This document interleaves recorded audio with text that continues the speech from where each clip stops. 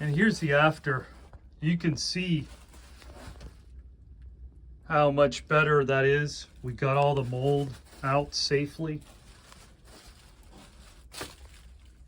And look at it. This is an antique piece of furniture. So you have to be careful on how you clean this. And this just came out magnificently.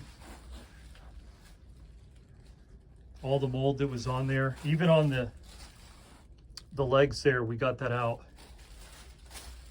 Very thorough treatment of the Clo 2 process.